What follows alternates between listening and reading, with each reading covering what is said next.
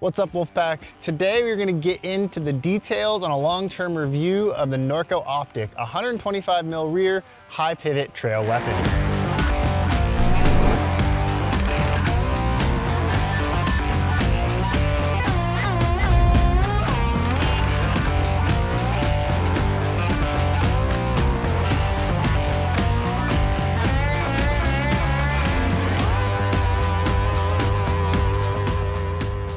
To kick things off, I wanted to go over a few major changes this new chassis has received. Norco switched to a high pivot suspension design utilizing their VPSHP platform with the idler placed on the chainstay. They also changed to S sizing from the standard small, medium, and large conventions and now offer sizes S1 through S5 or extra small through extra large. There is now the ability to run a mixed wheel setup via Norco's missing link, a separate rocker link, and lower link plates that maintain geometry and kinematics while offering you to run that 275 wheel out back. This must be purchased separately for $135. Our test bike is the C1 model. That is the top tier spec offered from Norco, and it is in the size S4, or it is equivalent to an extra large. For now, let's go ahead and get into the geometry so we can move on and talk about how this thing rode.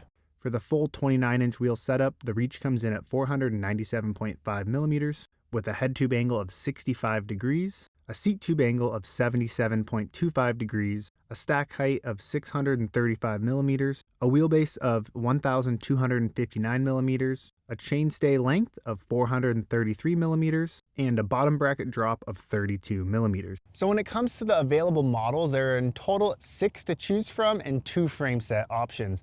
Right now in the US, there is only 3 models available, all of which are carbon, whereas if you adjust your location into Canada, you get the aluminum complete builds as well. This top spec C1 model we have on test will set you back just over 9,000 US fun tickets to bring home. For suspension, there is a 140mm Fox Factory 34 fork and Factory Float X shock with a 50mm stroke. Shifting duties are covered by SRAM's transmission in the XO variant. Stopping power comes from SRAM's Level Stealth Silver brakes with a 200mm front and 180mm rear rotor. The cockpit receives Deity's carbon skywire bars with DMR death grips and an in-house 40mm stem. Keeping you rolling is a set of WeAre1 Union carbon wheels laced to Industry 9 1-to-1 hubs, wrapped in a Maxxis DHF up front and a dissector in the rear, both of which are XO casings. For the stock S3 build, weight comes in at 32.4 pounds. For initial bike setup, I went over to Norco's website and used the Ride Align software to get my base set up for the bike. While it was really close, I did find it to be a bit soft, but I think this is a great starting point for riders, first riding a Norco or, first getting into mountain bikes all the way up to advanced riders. It gets you in that ballpark, and then based on your terrain and how you're riding that day, you can really go ahead and go up and down from there in your settings. I ended up at 103 PSI in the fork versus 90 and 210 in the shock versus 208, but with a 0.4 reducer instead of the 0.2. Both high and low speed compression on the fork lived just past halfway on the closed position, and the shock lived 3 from fully open on low speed. Rebound was constantly changed depending on the riding zone I was at. As far as the Fox Factory 34 goes, I am very impressed with this fork. It is awesome, but it is a little fickle to get set up perfectly. When you start to override this fork, it really bites back, and there's definitely a hard line of what you can and cannot do on this, and the Optic really pushes that envelope. Let's jump out on the trail to talk about how the Optic did going uphill.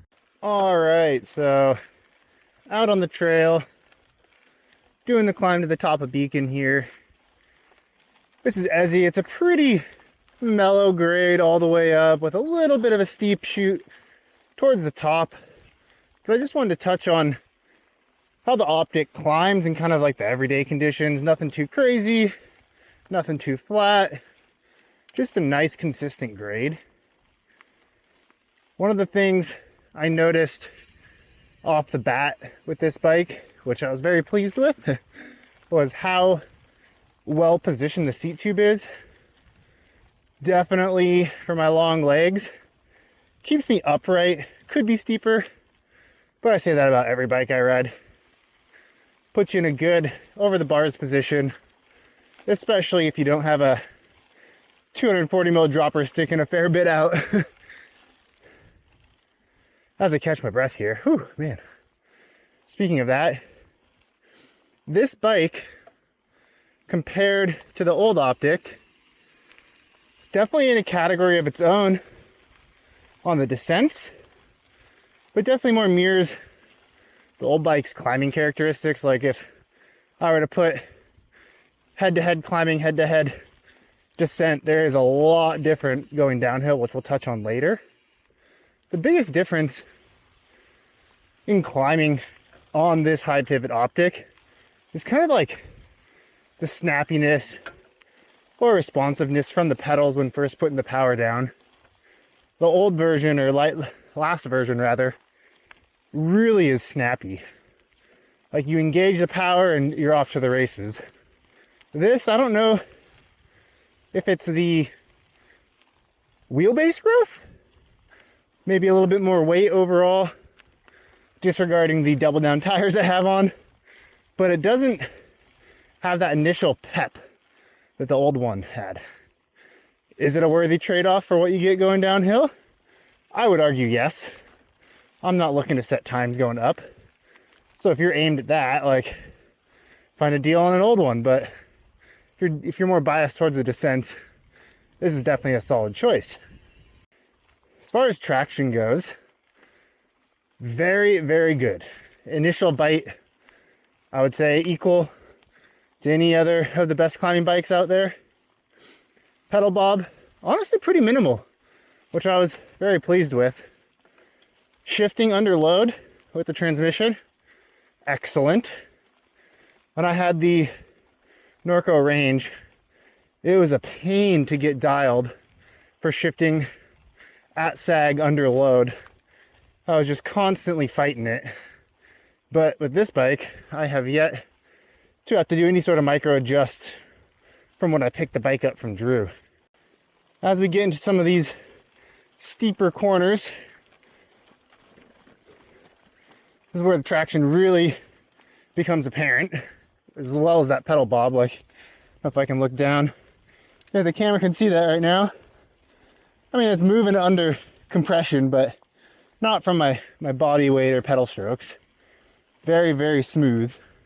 Once the Optic gets pointed downhill, it absolutely comes alive. It does not feel like there's only 125 millimeters of travel out back.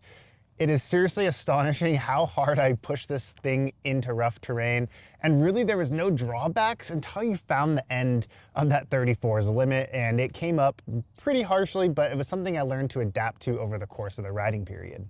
The long wheelbase at higher speeds begs you to let off the brakes. And when you're riding the brakes through those rough sections of trail, there's very little feedback translated to your feet.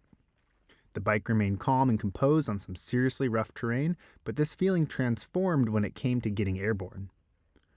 When you wanted to pop and play around, it was just as much at home doing this, especially with the MX wheel setup. While I spent the majority of my time with the Optic in the full 2.9 setup, I did get a chance to try it with the 2.75 out back. And for what I like, my height, riding terrain, I think the 29-inch wheel just really complements the bike. If I was riding a lot more technical, slow speed stuff where I wanted to really maneuver the bike around, the 27.5 out back definitely helped kind of cutty into corners and change directions. But overall, in this package, I found that the 29-inch wheel fit my riding style the best. And with my crazy long legs, I don't really need to get that wheel anymore out of the way. But it is something I enjoyed. I just don't think for me and my terrain that wheel is suited for this build. However, if you are looking to maximize the amount of playfulness and agility you can get out of the Optic, that 2.75 out back is for sure the way to go, as it definitely was more nimble and agile, getting the back end to change directions and just kind of flick and play around. But with that said, the 29-inch wheel didn't hold me back. I still had a freaking blast riding this thing. When it came to dipping the Optic into some corners, it had a natural feeling right from the get-go. The stock stem spacer setup was a bit low, so I added 10 millimeters and that was my sweet spot. Once leaned over and on the tire's edge, there was plenty of traction on hand. I did change the XO tires for some more serious double down casing, which really allowed me to get as close to the bike's limit as I possibly could. The chainstays were short enough to stay peppy through tight corners, but the relatively long wheelbase provided some serious confidence when on longer, flat, high-speed corners. The longer wheelbase and just over 497 millimeter reach did make some of those tighter corners a bit more difficult and required some more planning heading into them. With the right commitment You are very much rewarded with sharpening corners on this bike. It is very agile, easy to change directions, and also easy to get up onto the line you want headed into certain corners. Once up to speed, it was easy to keep your flow going, looking for small bits of trail to push into, creating natural gaps on rollers and stumps alike. Manualing did take some getting used to with the rearward axle path, but the bike's lightweight helped in this area. So just to touch a bit on sizing, I am just a hair under 6'1", and I fall square in the middle of Norco's suggested size for this S4. However, if it was a bike I was purchasing, I would actually size down to an S3 to get closer to that 475mm reach that I know I'm comfortable with in all types of terrain. This longer reach for me with my tall seat height really puts a lot of pressure on my hands on big days, but then it's also very rewarding when you're really pushing the envelope at speed, and it's such a hard balance to find. Drew actually had a great chat with himself and you guys about this in the Sight review. I urge you to go check out that video if you want to listen to a longer rant when it comes to sizing. Go ahead and drop us a comment or with questions regarding suggested sizing. Do you follow the brands and what they suggest, or do you have numbers when you're looking at a geo chart that you like to stick to? I know I do, but to each their own, and overall the fit is good. It just required a bit of fine tuning with setup to make it comfortable, mostly on the climbs for me.